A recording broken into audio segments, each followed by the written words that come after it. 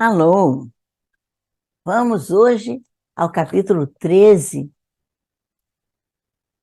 O Grande Ceifador, do livro Roteiro de Jesus, dando continuidade à nossa leitura. Roda a vinheta.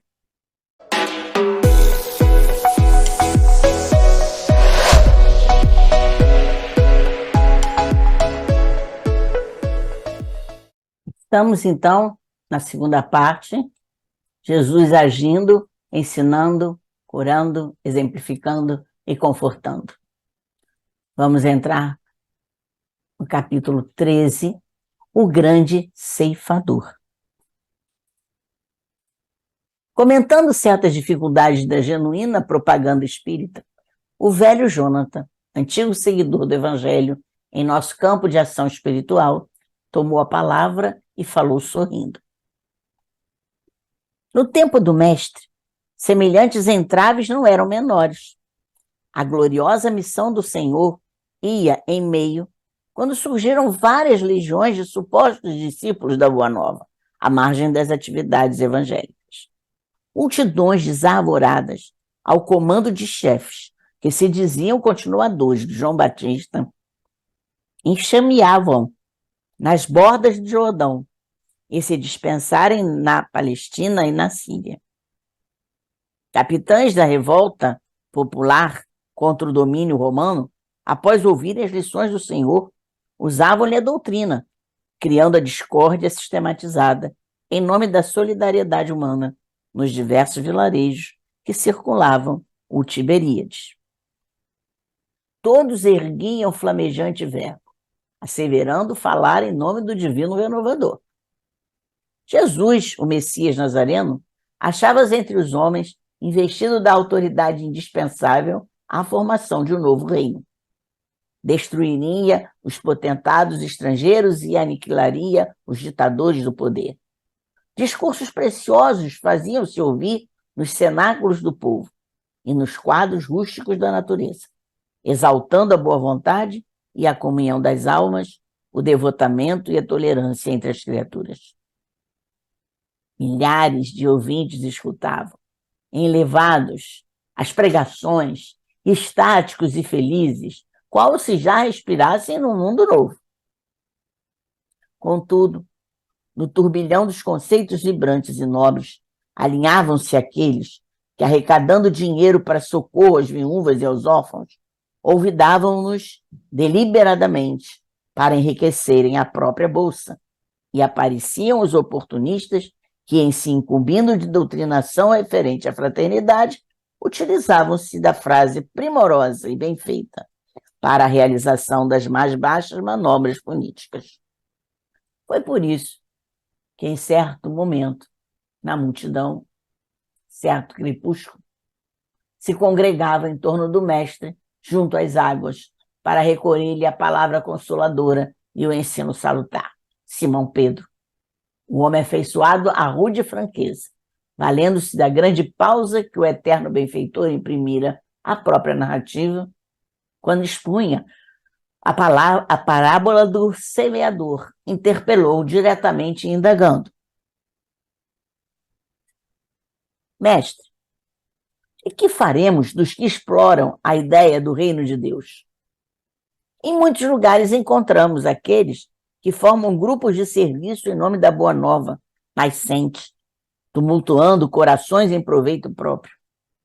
Agitam a mente popular e formulam promessas que não podem cumprir. Em Betsaida, temos a falange de Berequinhas ben Zenon. A dirige com entusiasmo dominante, apropriando-se-vos da mensagem sublime para solicitar as dracmas de pobres pescadores, alegando destiná-las aos doentes e viúvas.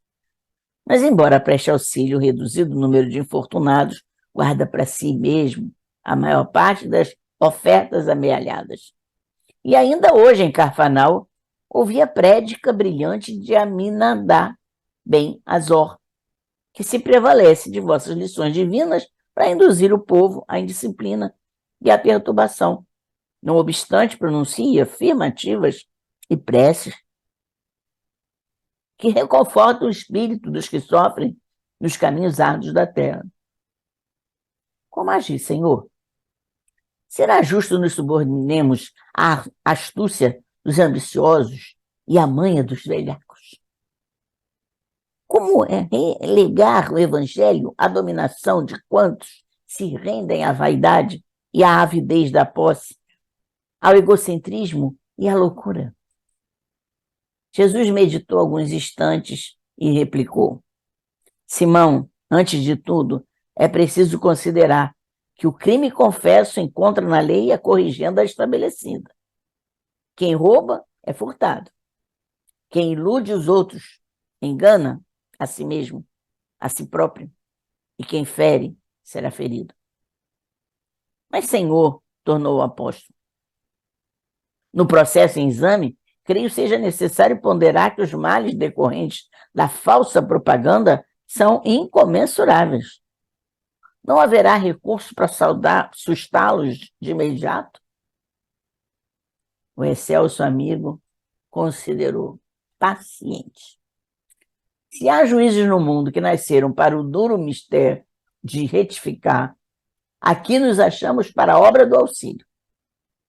Não podemos olvidar que os verdadeiros discípulos da Boa Nova, atentos à missão de amor que lhes cabe, não dispõem de tempo e disposição para partilhar as atividades dos irmãos menos responsáveis. Além disso, baseando-me em sua própria palavra, não estamos diante de companheiros totalmente esquecidos da caridade. Disseste que Berequias ben Zenon, pelo menos, ampara alguns infelizes que lhe cercam a estrada e que Aminadab ben Azor, no seio das palavras insensatas que pronuncia, encaixa ensinamentos e orações de valia para os necessitados da luz. E se formos sopesar as esperanças e possibilidades, os anseios e as virtudes dos milhares de amigos provisórios que os acompanham, como justificar qualquer sentença condenatória de sua parte? O apontamento judicioso ficou no ar.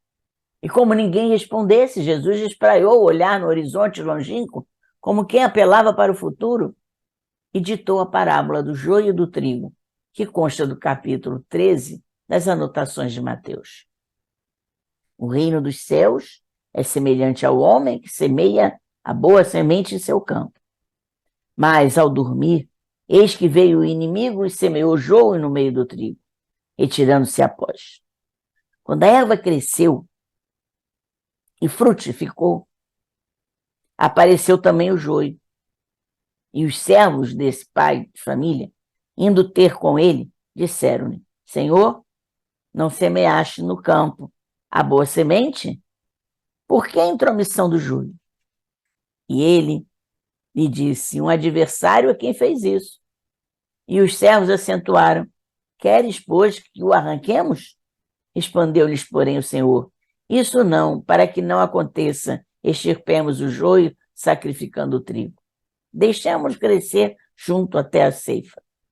Nessa ocasião, direi aos trabalhadores: colhei primeiramente o joio, para que seja queimado, e ajuntai o trigo no meu celeiro.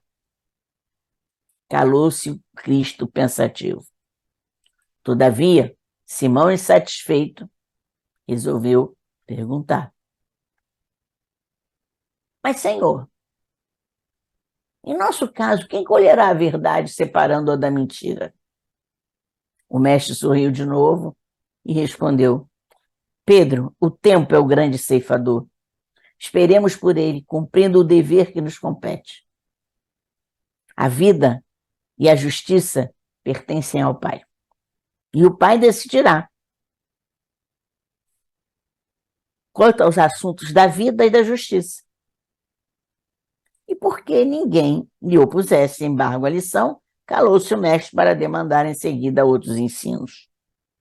Silenciou o velho Jonathan e, a nosso turno, com material suficiente para estudo, separamos-nos todos para concluir e meditar.